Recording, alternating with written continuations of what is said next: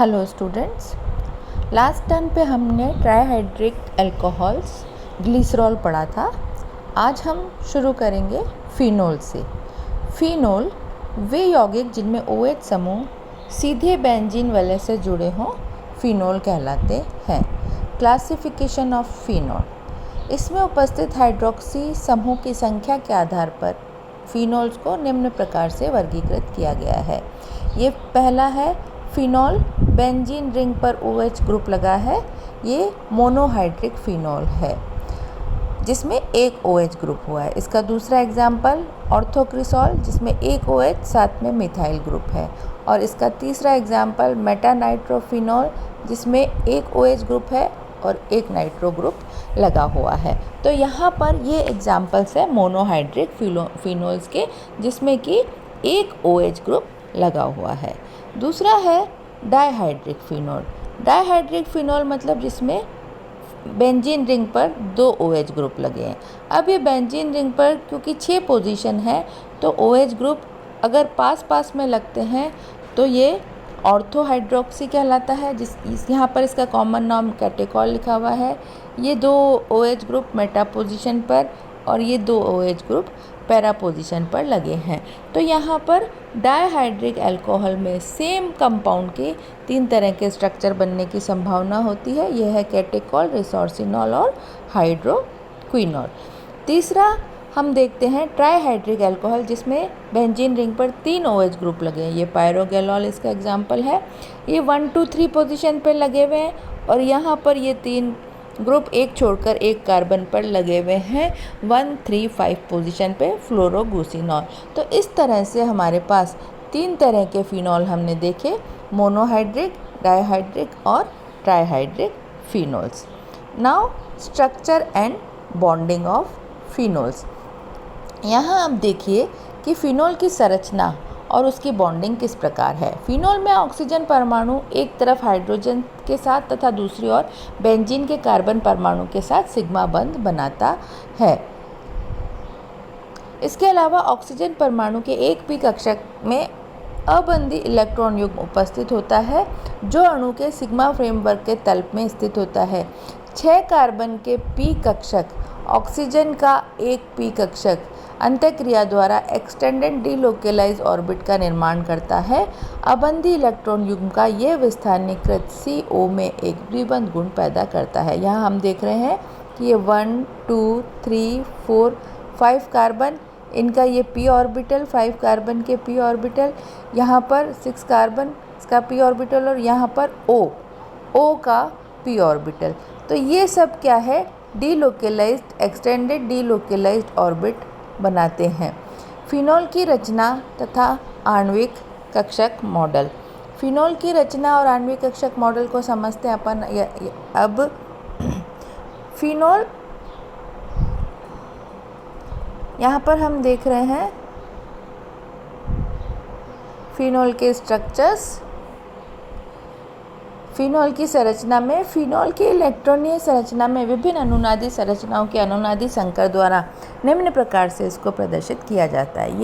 ये फिनोल के विभिन्न अनुनादी संरचनाएं हैं। यहाँ पर आप देखिए कि ये लोन पेयर ऑफ इलेक्ट्रॉन जो है यहाँ पर बॉन्ड की फॉर्म में आ जाता है और ये बॉन्ड यहाँ पर चार्ज की फॉर्म में आ जाता है। आगे ये वापस बॉन्ड की फॉर्म में और ये lone pair of electron charge की फॉर्म में। आगे ये बॉन्ड की फॉर्म में, ये lone pair of electron charge में।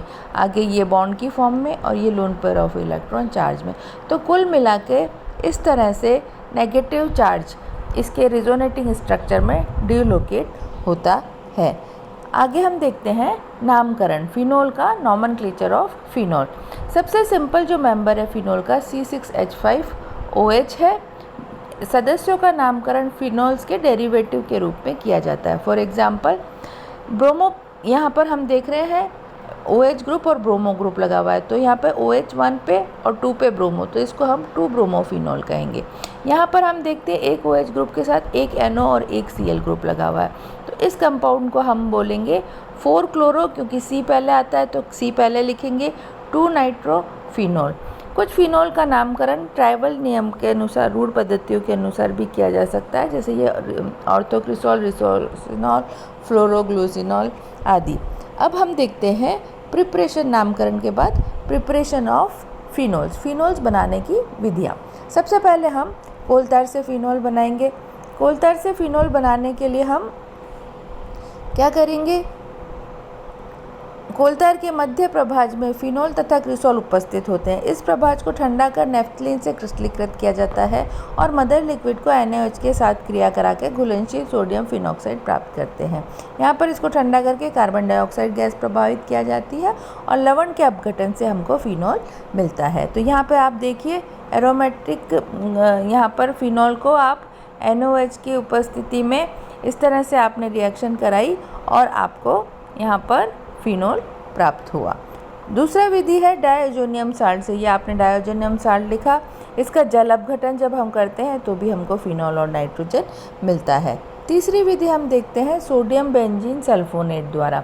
ये आपका सोडियम बेंजीन सल्फोनेट है। इसको NaOH के साथ 300 डिग्री पर गर्म करते हैं तो Na2SO4 और H2O माइनस हो जाता है और सोडियम फिनॉक्साइड हमको मिलता है। तो NaHCl और H2O की प्रेजेंस में NaCl निकलता है और हमको फिनोल मिलता है।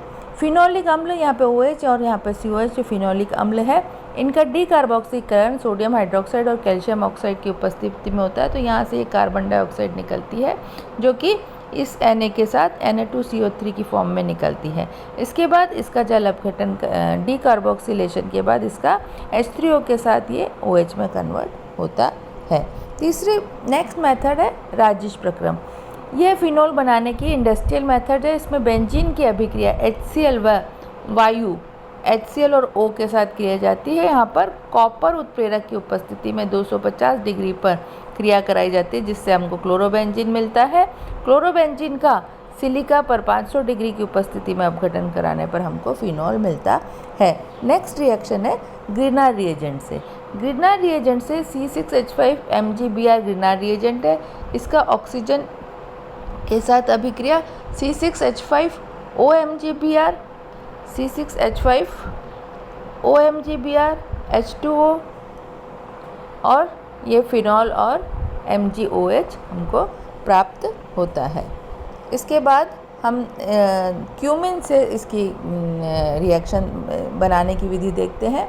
क्यूमिन हाइपोऑक्साइड में ऑक्सीकरण कराकर अम्ल की उपस्थिति में अपघटन कराने से हमको फिनोल और एसीटोन प्राप्त होता है। ये सब हुई फिनोल की प्रिपरेशन। अब हम देखेंगे फिनोल के भौतिक गुण। फिनोल रंगहीन द्रव व ठोस होता है। फिनोल कार्बोलिक गंध वाले यौगिक होते हैं। वायु तथा प्रकाश की उपस्थिति में ऑक्सीकरण के कारण ये गुलाबी या लाल रंग में परिवर्तित हो जाते हैं। फिनोल का क्वथनांक अंतराणुक हाइड्रोजन बंध के समान अणुभार वाले अल्कोहल की अपेक्षा अधिक होता है। फिनोल अत्यधिक विषैले होते हैं। फिनोल जल में अल्प विलय होते हैं। कार्बनिक विलायकों में विलय होते हैं। नाइट्रोफिनोल के ऑर्थो समावयव का क्वथनांक पैरा समावयवों की अपेक्षा कम होता है। अतः ऑर्थो नाइट्रोफिनोल वाष्पशील होते हैं। इसका मुख्य कारण अंतर अणुक हाइड्रोजन बंध होता है। पैरा समूह में अंतराण्विक हाइड्रोजन बंध उपस्थित होता है। अंतर अणु हाइड्रोजन बंध मतलब अणु के खुद के अंदर जब हाइड्रोजन बॉन्डिंग होती है। यहाँ पर O और H हाइड्रोजन बॉन्ड और अंतराणु हाइड्रोजन बॉन्ड मतलब एक नाइट्रो पैरा पोजीशन में और दूसरे नाइट्रो पैरा पोजीशन वाले से अंतराणु हाइड्रोजन बंध बनाते हैं। तो पैरा नाइट्रोफिनोल जल के साथ अंतराणु हाइड्रोजन बंध बनाते हैं और ऑर्थो समावयवियों की तुलना में अधिक विलय होते हैं। इसके बाद हम देखेंगे फिनोल की अम्लीय प्रकृति। फिनोल अल्कोहल से अधिक अम्लीय तथा कार्बोक्सिलिक अम्ल से कम अम्लीय होते हैं। इसके वियोजन स्थिरांक के मान से स्पष्ट किया जा सकता है कि फिनोल अल्कोहल की तुलना में अधिक अम्लीय होते हैं किंतु अल्कोहल की तुलना में अधिक अम्लीय किंतु कार्बोक्सिलिक अम्ल की तुलना में कम अम्लीय होते हैं। फिनोल क्षार व क्षार धातुओं के साथ क्रिया करके फिनॉक्साइड साल्ट बनाते हैं जिसकी अम्लीय प्रकृति का इसकी अम्लीय प्रकृति का परिचायक है। मतलब जैसे सोडियम से या क्षार धातुओं से क्रिया करके या क्षार से क्रिया करके ये फिनॉक्साइड बनाते हैं जो इनकी एसिडिक नेचर को शो करता है। फिनोल व अल्कोहल की अम्लीयता की तुलना, हम दोनों की एसिडिटी का कंपैरिजन करेंगे। फिनोल में OH समूह में प्लस मेसो M प्रभाव के कारण ऑक्सीजन परमाणु पर उपस्थित इलेक्ट्रॉन युग्म बेंजीन वलय के ऑर्थो और पैरा स्थिति पर डीलोकेलाइज हो जाते हैं और ऑर्थो परमाणु धनावेशित हो जाता है। धनावेशित ऑक्सीजन परमाणु OH बंध से के इलेक्ट्रॉन को अपनी ओर आकर्षित करता है और प्रोटॉन इससे सरलता से निकल जाता है, जिससे फिनोल की अम्लीय प्रकृति बढ़ जाती है। तो हमने यहाँ देखा कि ये इलेक्ट्रॉन पेयर बेंजीन रिंग पे यहाँ पर प्लस चार्ज आ रहा है और इस प्लस चार्ज की वजह से ये O यहाँ से H आसानी से निकल जाता है और H का निकलना अम्लीय प्रकृति को दर्शाता है। अल्कोहल में OH समूह से जुड़े R समूह के प्लस I प्रभाव के कारण ऑक्सीजन परमाणु पर इलेक्ट्रॉन घनत्व बढ़ जाता है, जिसके कारण हाइड्रोजन आसानी से मुक्त नहीं होता, अतः अल्कोहल दुर्बल अम्ल की भांति व्यवहार करते हैं। तो फिनोल में और अल्कोहल में दोनों में OH समूह पाया जाता है, लेकिन फिनोल अम्लीय होते हैं और अल्कोहल अम्लीय नहीं होते हैं। दूसरा कारण, फिनोल प्रोटॉन के निष्कासन के पश्चात फिनोल आयन ARO बनता है, जो अनुनाद से स्थायित्व प्राप्त कर लेता है, अतः प्रोटॉन का सरलता से निष्कासन संभव है। ये जो है आयन सारे अनुनादी संरचनाएं इसके स्थायित्व को शो करती है। तो मतलब H आयन निकलने के बाद ये स्थायी अनुनादी संरचनाएं बनाती है, जो कि प्रोटॉन के निष्कासन को आसान बताता है, सरलता से इसका निष्कासन संभव होता है। फिनोल की अम्लीयता पर प्रतिस्थापियों का प्रभाव। यदि फिनोल अम्लीय है किंतु उस पर कुछ सब्स्टिट्यूट है, तो वो एसिडिटी को किस तरह से प्रभावित करते हैं हम ये देखेंगे। अगर सपोज इलेक्ट्रॉन विकर्षी ग्रुप लगा हुआ है तो क्या होगा, इलेक्ट्रॉन विकर्षी समूह जैसे CH3NH3 यदि फिनॉक्साइड आयन की बेंजीन वलय पर ऋणावेश को बढ़ा देते हैं तो ये फिनॉक्साइड आयन अस्थायी हो जाता है और इससे अम्लीयता घट जाती है। ऑर्थोक्रिसॉल फिनोल की तुलना में दुर्बल अम्ल है, जबकि मिथाइल समूह अगर के प्रभाव के कारण ऑर्थो तथा पैरा की स्थिति पर इलेक्ट्रॉन घनत्व बढ़ता है। चूँकि ऑर्थो स्थिति पर प्लस I प्रभाव सर्वाधिक होता है, अतः ऑर्थोक्रिसॉल की तुलना में सबसे दुर्बल अम्ल है। अम्लीयता का क्रम अगर हम देखें तो फिनोल सबसे अधिक अम्लीय होता है, फिर मेटाक्रिसॉल, फिर पैराक्रिसॉल और सबसे कम आपका ऑर्थोक्रिसॉल होता है। तो इस तरह से हमने यहाँ पर फिनोल जो है उसके अम्लीय गुण को समझा। फिनोल का जो सबसे मुख्य गुण है वो फिनोल की अम्लीय प्रकृति है। फिनोल की अम्लीय प्रकृति, फिनोल की अल्कोहल से तुलना, फिनोल के प्रोटॉन निष्कासन के बाद स्थायी रिजोनेटिंग संरचनाओं का बनना, फिनोल की अम्लीयता पर प्रतिस्थापियों का प्रभाव। पहला इलेक्ट्रॉन विकर्षी ग्रुप का प्रभाव और दूसरा यदि इलेक्ट्रॉन आकर्षक ग्रुप लगता हो प्रतिस्थापी पर तो वो क्या प्रभाव डालता है। इलेक्ट्रॉन आकर्षक ग्रुप जैसे NO3, CN, COH, CHO, Cl आदि अगर बेंजीन वलय पर लगते हैं तो ये इलेक्ट्रॉन को खींचने की क्षमता प्रदान करते हैं, जिससे फिनॉक्साइड आयन स्थायी हो जाता है और अम्लीयता को बढ़ाता है। तो नाइट्रोफिनोल जो है वो फिनोल की अपेक्षा अधिक अम्लीय होगा। अब यहाँ पर हम नाइट्रोफिनॉक्साइड आयन को देखते हैं तो हम पाते हैं कि नाइट्रोफिनॉक्साइड आयन अनुनाद द्वारा स्थायित्व ग्रहण करता है। ये नाइट्रोफिनॉक्साइड आयन की अनुनादी संरचनाएं हैं जो इसके स्थायित्व को दर्शाती हैं। ऑर्थो तथा पैरा नाइट्रोक्साइड फिनॉक्साइड आयन 5 अनुनादी संरचनाओं द्वारा स्थायित्व प्राप्त करता है, लेकिन ऑर्थो नाइट्रोफिनॉल के अंतःअणुक हाइड्रोजन बंध के कारण प्रोटॉन का निष्कासन सरलता से नहीं हो पाता, जिसकी वजह से ऑर्थो नाइट्रोफिनॉल पैरा नाइट्रोफिनॉल की अपेक्षा कम अम्लीय होते हैं। मेटा नाइट्रोफिनॉल में 4 अनुनादी संरचनाएं प्राप्त होती हैं, यह भी सबसे कम अम्लीय है। अतः नाइट्रोफिनॉल की अम्लता का क्रम सबसे अधिक पैरा नाइट्रोफिनॉल अम्लीय होता है, फिर ऑर्थो, फिर मेटा और ये फिनोल से कम अम्लीय होते हैं। हेलोफिनॉल में हेलोजन परमाणु की विद्युत ऋणता बढ़ने पर अम्लता बढ़ती है।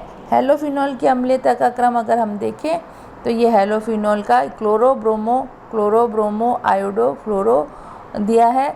तो यहाँ पर ऑर्थोफ्लोरोफिनॉल में प्रबल अमांतर हाइड्रोजन बंध होने के कारण अम्लीयता घट जाती है। यहाँ दिखाया है यह हाइड्रोजन दोनों की इलेक्ट्रोनेगेटिविटी बहुत अधिक है, इनके बीच में जो हाइड्रोजन पाया जाता है यह हाइड्रोजन बंध बनाता है और ये इसकी अधिक अम्लता को दर्शाता है। चूँकि -I प्रभाव बढ़ने के साथ घटता है, अतः क्लोरोफिल में क्लोरीन परमाणु की स्थिति के आधार पर अम्लीयता का क्रम, ये हमने कंपैरिजन देखा, अम्लीयता का क्रम देखा है। ऑर्थो क्लोरो सबसे अधिक अम्लीय, उसके बाद मेटा, उसके बाद पैरा, और ये फिनोल से अधिक अम्लीय होते हैं। ये इनकी अम्लीयता का क्रम निम्न प्रकार है। यहाँ पर हमने मुख्य रूप से फिनोल के अम्लीय गुण को पढ़ा, उस पर लगे प्रतिस्थापियों से अम्लीय गुण में वृद्धि होती है या कमी, उसके प्रभाव को देखा। ये फिनोल का एक बहुत ही महत्वपूर्ण गुण है। यहाँ ये भौतिक गुण हमने कंप्लीट किए। इसके बाद हम फिनोल के रासायनिक गुण देखेंगे। फिनोल में 3 प्रकार की अभिक्रियाएं होती है। वे अभिक्रियाएं जो OH बंध टूटता है जिसमें, और वे अभिक्रिया जिसमें CH बंध टूटता है, और वे अभिक्रियाएं जो बेंजीन रिंग पर होती है।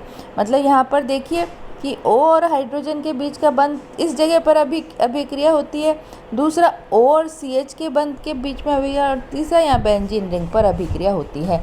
इस प्रकार 3 तरह से जो अभिक्रियाएं होती हैं उनको हम नेक्स्ट क्लास में पढ़ेंगे। ये होगी केमिकल रिएक्शंस ऑफ फिनोल्स।